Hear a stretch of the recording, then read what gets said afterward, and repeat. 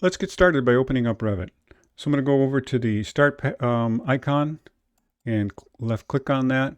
And if Adobe, or if you already have Autodesk, which I hope you do, installed, you'll find a folder that's been created. Mine says New because I have a new program in it. And I'm going to click on that. I'm going to left click on that. And I have a bunch of things open, but the one we want to open is Revit 2023. Be careful not to open the Revit viewer. We want to open the Revit 2023. And this takes a few minutes to open. This is what your screen should be looking like. You'll notice in the background the palette for the whole program is open, and that's going to disappear in a second as it opens up a start screen. Whenever you open Revit from the very beginning, you'll come up with this start screen, or if you close off all your files, you'll come back to this kind of a start screen. And so there's two different kinds of elements or file systems that we deal with in Revit in a basic sense. We have model or project environments, and we have families. Families are things like doors, tables, any kind of component you might bring in. They're called families. And we have ways to open these over here. So the most recent files that we have, the last ones we worked on, will be in this area here that we could open from. Or we could search down through the navigation, at file level. And in this case, we're going to create a new file. And I want you to pay really particular attention here right now.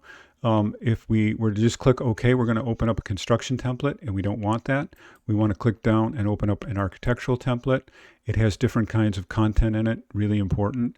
Don't want you to miss that important characteristic. In the next project, I don't want to introduce too much right now, but we're going to learn how to put that architectural template in the top of the list. We want to create a new project from this template. We don't want to make a template of that template. So make sure that this is not selected. We want to open it up as a project. And we're going to go ahead and click OK. And now we're into opening up a Revit project. No project at all right now. A couple of things I want to show you about flexibilities in the interface.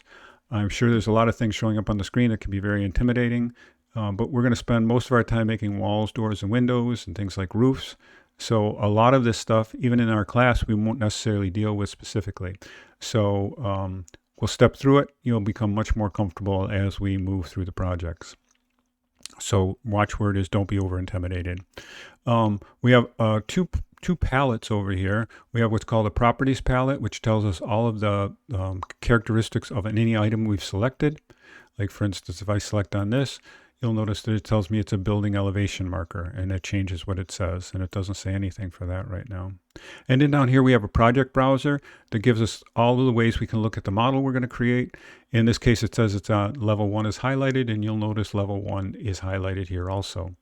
So I want to remove this project browser, so I'm going to left click on the mouse button while I'm over the top of this and drag it off, just to show you that it can be detached. And I want to show you what happens to the properties palette over here. It becomes much more exposed. There's all kinds of content about any element we select over here. And I want that to be visible, especially during the learning process. I don't want it to be hidden underneath this project palette or taken up by what the project browser is doing.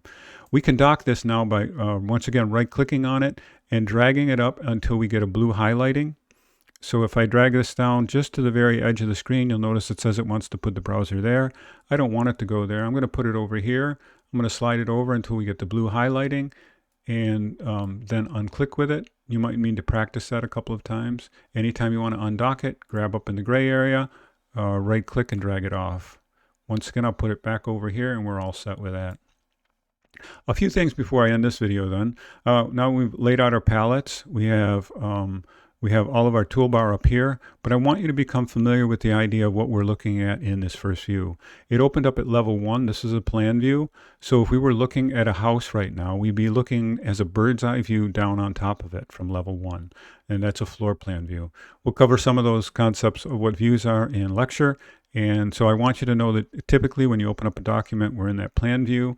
These little tags, these elevation markers, are kind of imaginary cameras, so to speak, that help us that tell us which way we're looking at our model. And the idea is to construct our model within this kind of a workspace here. So in the next video clip, we'll take a look at creating the first pad or floor to build our building on.